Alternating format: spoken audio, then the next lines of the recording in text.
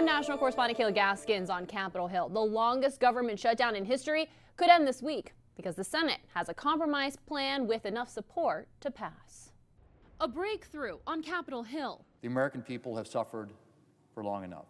After a 40-day stalemate, enough Democrats crossed the aisle Sunday and joined Republicans. The motion upon reconsideration is agreed to, giving Senate leaders the votes they needed to advance a compromise package to reopen the government. They decided to put principle over their personal politics. The agreement will fund multiple agencies for the full fiscal year and all other agencies until January 30th of 2026. In exchange, Democrats have the commitment from the White House to rehire federal workers fired at the start of the shutdown and a promise to vote on extending the expiring Affordable Care Act tax credits. You know, I've got some folks who didn't like the vote, but I'm going to have a whole lot of federal employees who are going back to work and they're getting their paychecks. 8 senators broke rank in the Democratic caucus to advance the compromise.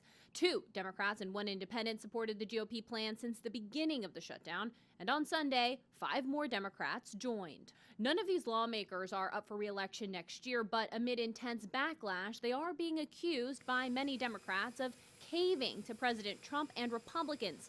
Maine Senator Angus said Democrats' tactics weren't working and weren't ever going to work. The problem was after over 40 days, neither of those goals was being accomplished.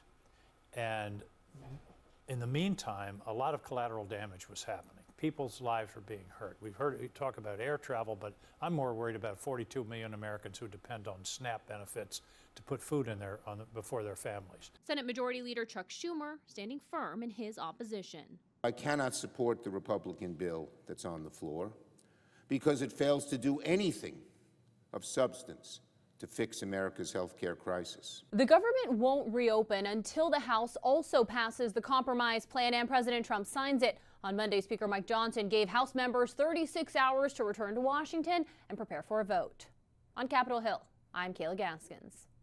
The historic shutdown could be over as it enters its 41st day. Yesterday, 8 Democrats broke with Senate Minority Leader Chuck Schumer in a sign that they were willing to compromise to try to reopen the government while those negotiations do continue. And joining us now to discuss this and more headlines on the Hill is our Washington insider, Armstrong Williams. Good morning to you, sir. You know, you called it and said we would soon see the government reopen with enough Senate Democrats to agree on some kind of a CR. Tell us what's happening on the Hill right now. Well, listen, the sort of bypass these greedy insurance carriers to get the money directly to the consumer, the fact that everybody who's fired, federal employees, will get their jobs back, and everyone will get their paycheck and also their past benefits. And you cannot consider firing any other federal employees until January 31st. That was enough for Democrats. And also Chuck Schumer, believe it or not, needed a lifeline. He had to hold for the progressives that he's beholden to, but behind closed doors, Dick Durbin, voting with the centrists, indicated they were ready to move on and stop hurting people for right now for no reasons necessary, because they won the elections on last Tuesday. And so it's just time to resolve this and move on to real issues and issues that this shutdown has caused. What does this mean, though, ultimately for Chuck Schumer? Clearly the Democratic Party not falling in line behind him anymore. What changed? Common sense and people yelling at him. You know, there's a possibility, there are rumors that this could be his last hurrah that he may, as Nancy Pelosi did, announce his retirement. Yeah, we keep hearing that too. And I got to ask you about this story that kind of popped up over the weekend, an unverified story, by the way, about the January 6th pipe bomber who placed pipe bombs outside the offices of the Republican National Committee and the Democratic National Committee. Everyone saw this video. We've seen this video for almost 5 years now. This happened just before the events of January 6th. And again, nearly 5 years later, there is still no suspect in custody, Armstrong. The FBI, the DOJ had no problem quickly finding those January 6th suspects who entered the Capitol. Why do you think there has not been an arrest yet on this? It's very sensitive. And the fact that the DOJ and the FBI has not given any credibility to this, they have not also said, they've not declared that it was not true. There's many things that the story has gotten wrong. There are a few things that the story has gotten right. They want to make sure before they make any announcements on this, because not only does it involve Capitol Police, it involves the CIA, the FBI. They want to make sure Potentially, they dot all their I's and cross all their T's. It's just that sensitive. You're inside the U.S. Capitol building right now. What does it say, though, about the security of our nation's capital when someone could do this, you know, plant pipe bombs, obviously meant to cause death and destruction, and get away with it now for what's almost been 5 years? You're assuming that the bomb was planted to detonate. Not considering that it may have been a ploy to further malign the right-wing extremists as if they planted the bomb. Interesting. It was never intended. You just got to think deeply about this. Okay. And Yes, yeah. And by the way, very quickly, looking back at Election Day, we know places like New York and New Jersey are not a bellwether for the midterms for the rest of the country. But what were some of your biggest takeaways? Is that the Democrats held on to their blue states that Trump never won before. And in some of them, they barely held on. And also in Minnesota and Minneapolis, the radical Somalian extremists who has been for mayor lost, which tells you that Minnesota has not lost all its common sense. They still put America first. And that was a good sign. And so, you know, we move on. These elections are elections, and anything within a week can change the dynamics of it. The voters are very fickle. We'll just see what happens. The midterm elections, Jeanne, is a long way off. Anything can happen. That's very true. All right, sir. Washington insider Armstrong Williams. Great to see you there inside the Capitol. Thanks for joining us.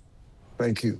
Confusion and uncertainty has been mounting for 42 million Americans who rely on SNAP benefits.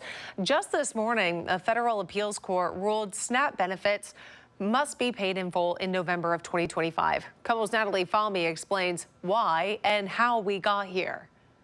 It has been a windy road these past 10 days as the battle to fully fund SNAP or not in the month of November has played out in courts across the country. I'm angry. I'm very angry. SNAP recipients in Washington state, like Georgia Gillespie, are more than frustrated. It's really tough. It's very tough to not have control of your own survival. She hasn't received her benefits this month and says now she's needing to make difficult decisions to keep food on the table. But how did we get here? On October 1st, the federal government shut down, with SNAP payments poised to stop on November 1st. On October 31st, a federal judge ruled payments must continue in full even during the shutdown. The Trump administration appealed the ruling on November 7th.